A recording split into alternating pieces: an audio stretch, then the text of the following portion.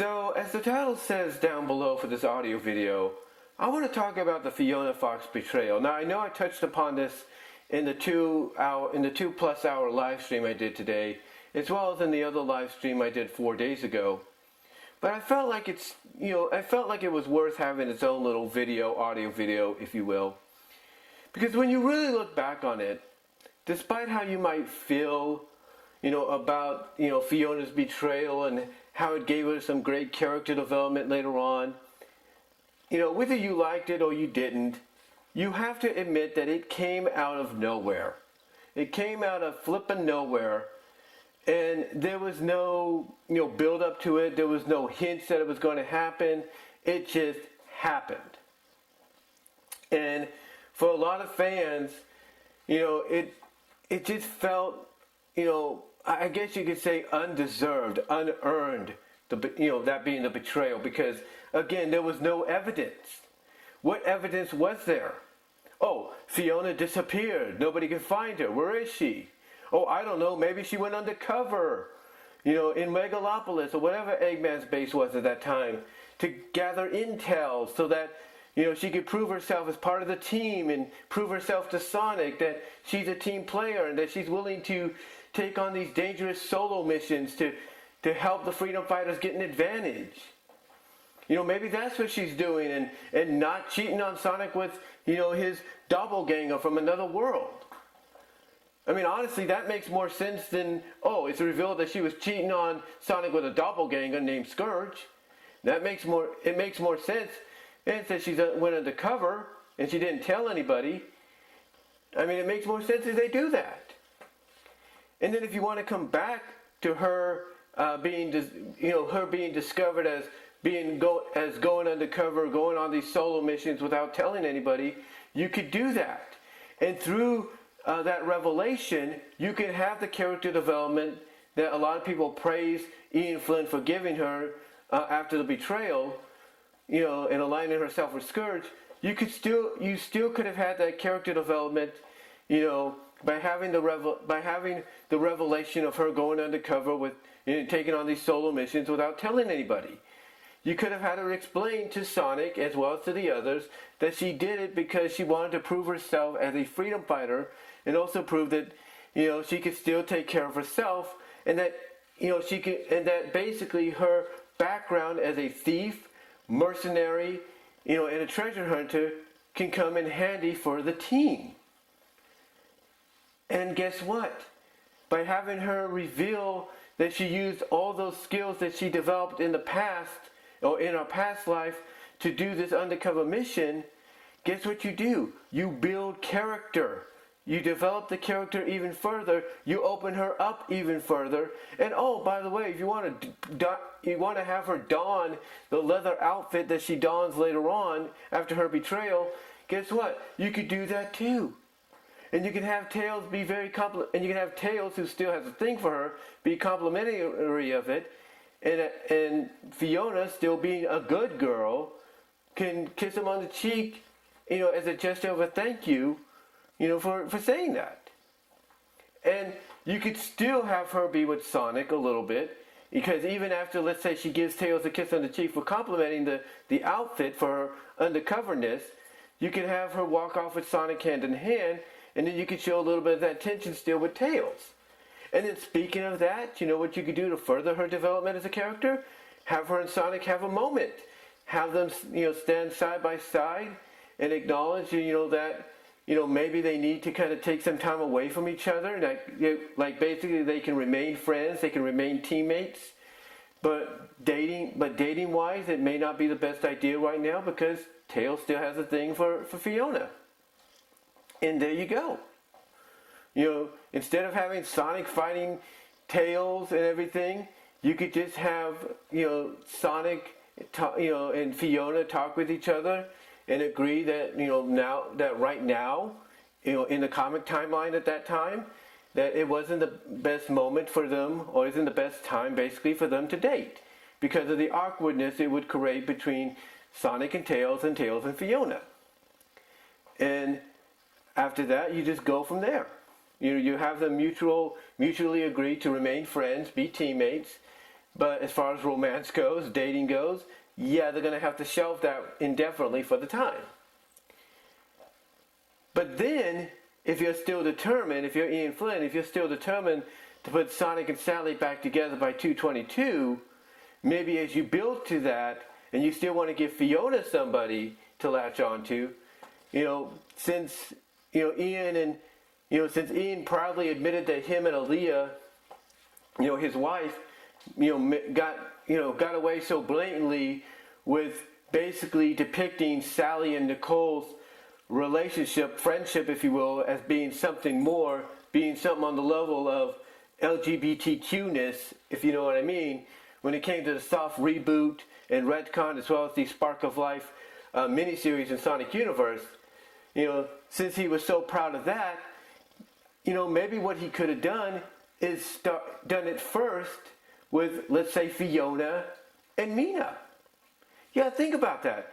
If he was so proud of the fact that he and his wife got away so blatantly with the Sally Nicole thing, in the comics, as well as most importantly, Spark of Life, then you know what? Maybe he should have started that first with Fiona and had her hook up with Mina. Because not only are you breaking barriers, a lot earlier than you would with Sally and Nicole in the post-soft retcon reboot, but you're also sticking it to Ken Penders and Carl Bowlers by saying, hey, I'm taking the two girls that you wanted to hook, tails up with, and I'm having them hook up with each other. And there you go. Not only do you make a little bit of history, but you also send a message that, hey, if these two are going to end up together with someone, they're going to end up together with each other.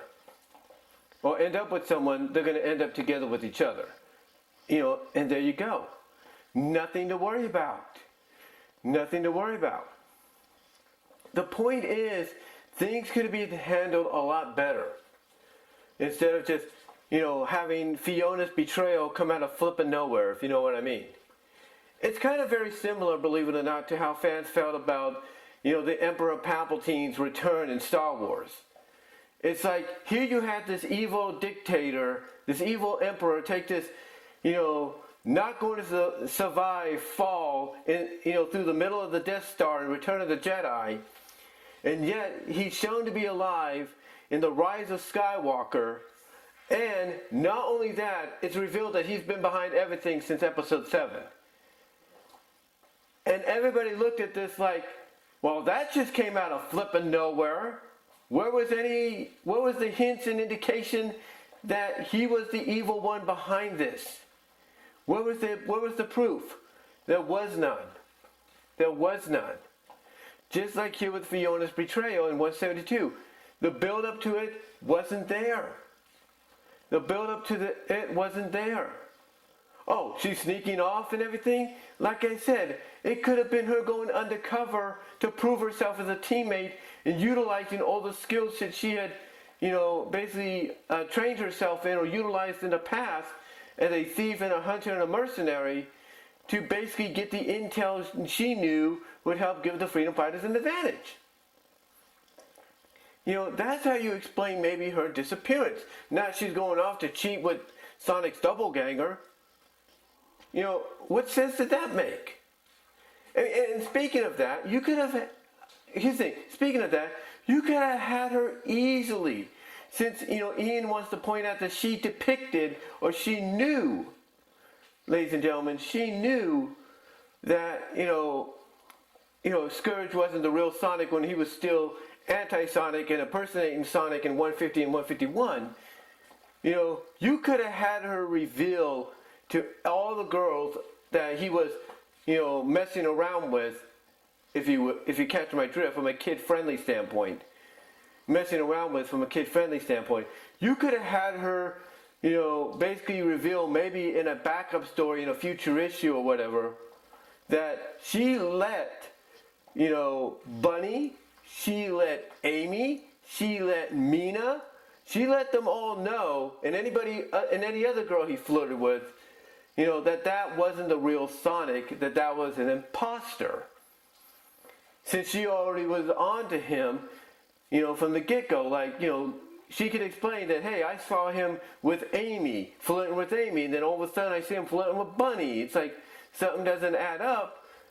And then what you could do is you could have her in, in said story, kind of remind herself about what Sonic did to save the planet, and then realize this isn't Sonic, and then by realizing that, acknowledge that this isn't Sonic, this is his doppelganger. And then, like I said, you could have her explain that to all the women, in a future backup story for an issue or so. But they didn't do that. They didn't do that, did they? They didn't do that. And then, what's crazy is when you think about how everything built, you think about basically, what I just said there. You think about what I just said there. She told Sonic herself that the reason she became a freedom fighter is because of what he did at the end of 125, when he selflessly sacrificed himself to save everybody on the planet, including her.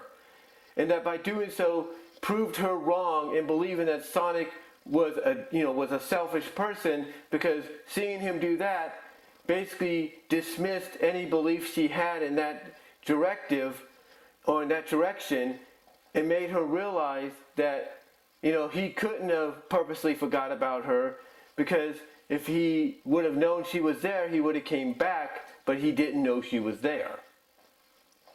It basically opened up her eyes to the truth. And by having her acknowledge that to Sonic in an issue that predates Ian's run, that right there, that moment, solidified for me that she was redeeming herself. She was becoming a good girl. She was becoming one of the good guys, if you will. She wanted to be a freedom fighter. She wanted to prove herself. But yet, Ian Flynn decides to toss it. He just decides to toss it all away. And why? Why? What? Because there were hints, maybe, that, Ken Penders was going to potentially put Tails with Fiona? Let me remind you guys of something. And I said this in the live stream earlier. Let me remind you of something, okay? Issue 61, 62 or something like that? Issue 60, one of them. Sonic and Tails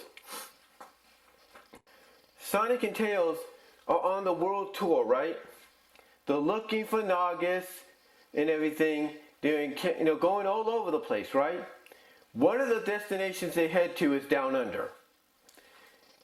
Guess who is in Down Under? The Down Under freedom fighters.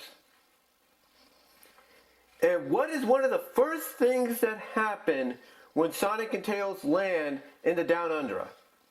What is one of the first things that happens? If you said Barbary Koala, or Barbarai, that's B-A-R-B-Y, Barbarai Koala, kisses Tails on the face. Literally kisses him on the face. Her leg, bent high and everything. And then her always, clinging on to Tails. Like, when they go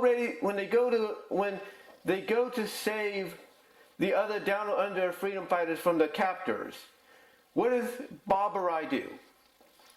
She holds on to Tails' hand and says, "Yeah, come on, Tails." And then what happens when they're floating on the raft and Tails is flying above? What does she tell Tails? Be careful, Tails, about that, hanging moss. Seriously, come on. She's acting like he's, her boyfriend. And then if that's not all, she blows Tails a kiss goodbye, saying she'll miss him. And then to further indicate this, Sonic acknowledges that Barbarai digs Tails, and Tails then says, really, that's cool, because I hope to see you again. This would not be the first time that Ken Penders would want to hook Tails up with a character that's seemingly older than him. It wouldn't be. I mean, look at Mobius 25 years later when it first started. Even though it was done as an inside joke, who did Ken Penders pair tails with in the future? Mina Mongoose. Mina Mongoose. And she's older than Tails. So again, this would not be the first time. It would not be the first time.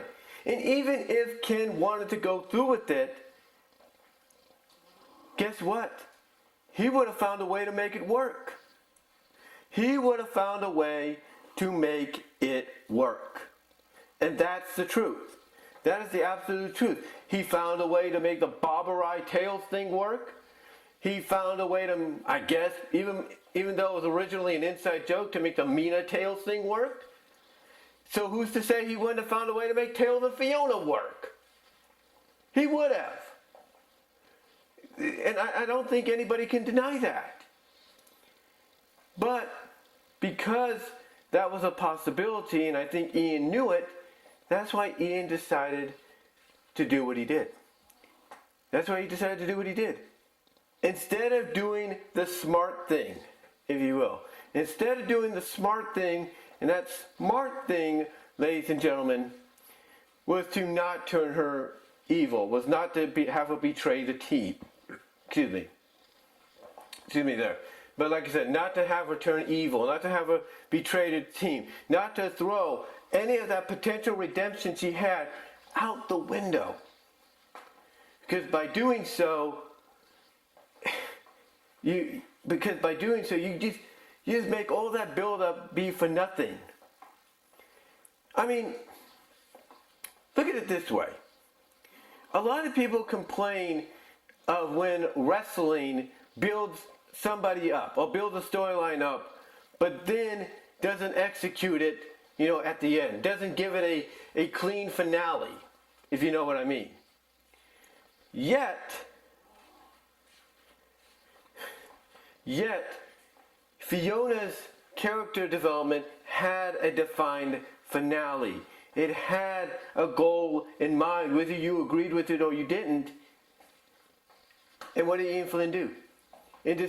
Instead of trying to maybe, modify it a little bit so that perhaps we get something resembling maybe what, Penders and Bowler's original goal was, what did Ian do instead?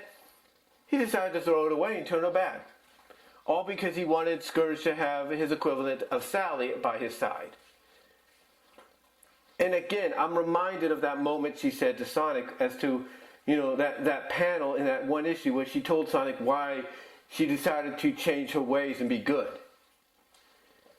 That to me is a defining moment of a character wanting and willingly wanting, I should say, to redeem themselves in the eyes of everybody. To right the wrongs they committed.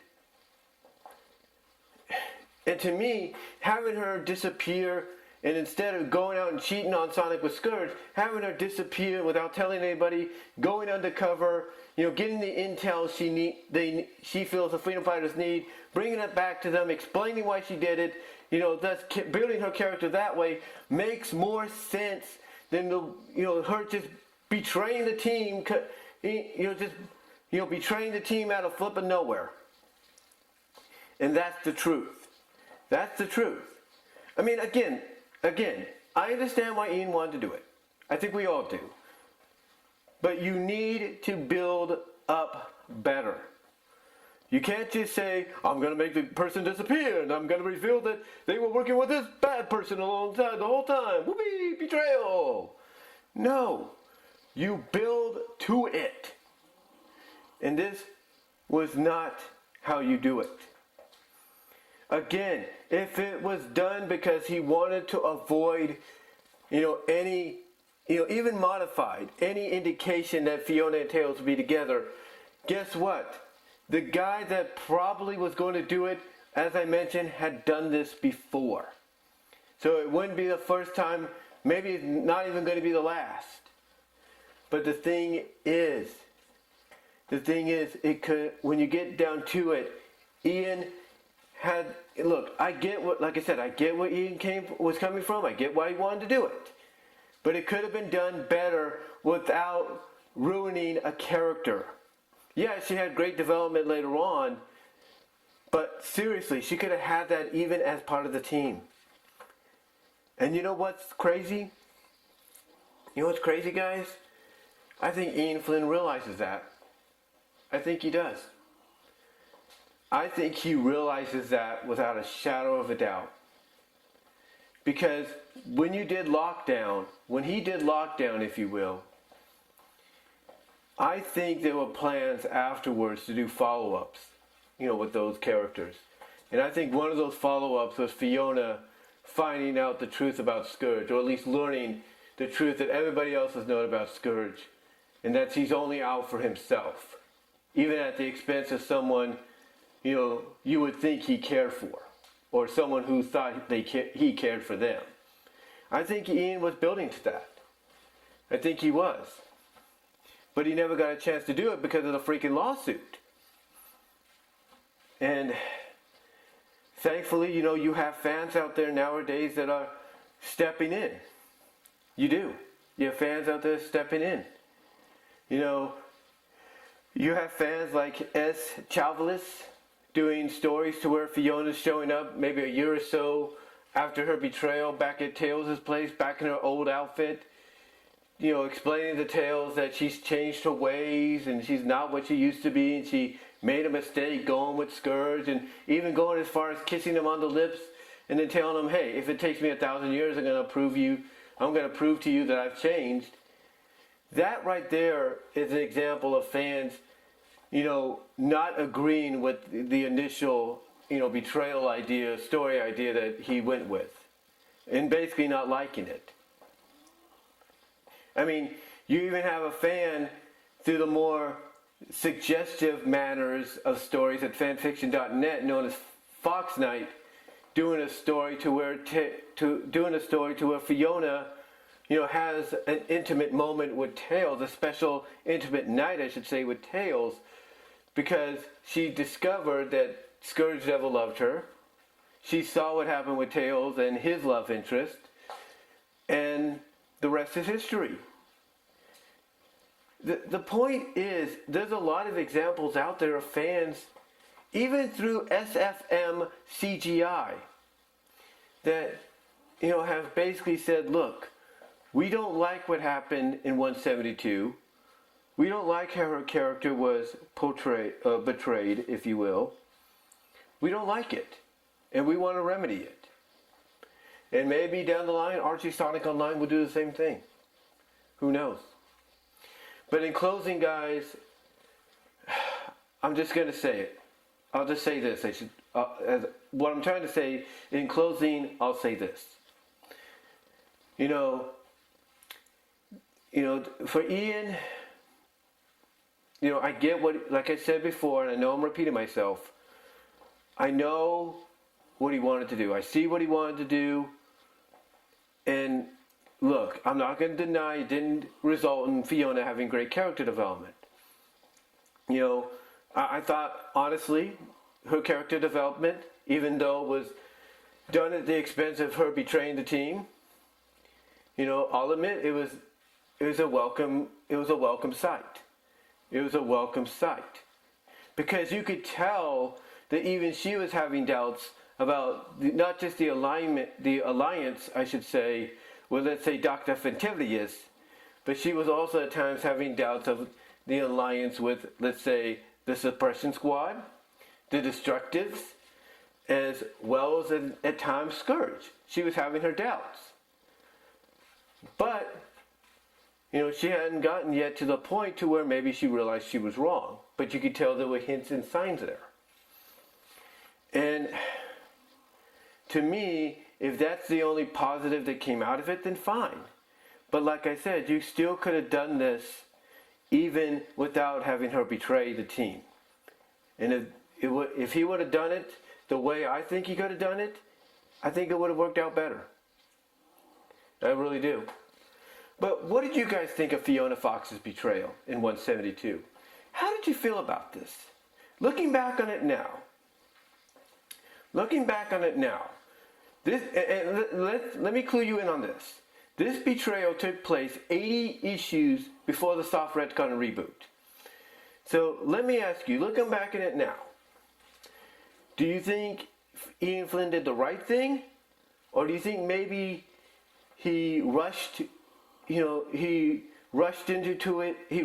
it too fast and didn't, come up with a decent background or a decent hint of something happening, and because of that, the betrayal fell flat and to some extension got a mixed reaction? What are your thoughts? Comment down below, live chat during the premiere, like the video, check me out at my Teespring store, also check me out at BW Roses discussions on all your favorite audio podcast locations, except for Pandora. I am close to 300 podcasts, guys, and if you're listening to the podcast on Anchor.fm, listener support has been activated if you want to help support me there. Also, if you're listening to the podcast on places like Spotify, Apple, and Amazon, if they have video podcasting enabled along with audio podcasts, you will have a choice of one or the other. And also check me out at VENMO at BW Roses for content you can't get here on YouTube due to copyright reasons. And check me out at patreon.com/BW Roses. Support me at the $1 or $3 tier. That would be greatly appreciated. And I am considering a $5 tier for Q&A, guys, but that's still in the works. We'll see what happens in the future. So don't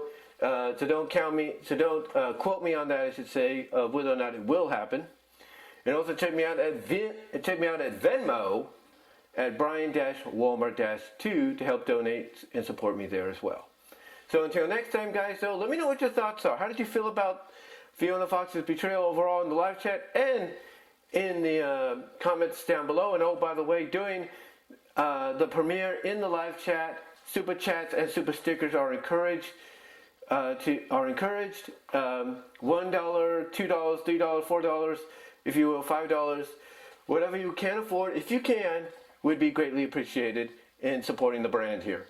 But again, let me know what your thoughts are about Fiona Fox's betrayal. How did you feel about it overall, especially looking back now? And I will talk to you all later.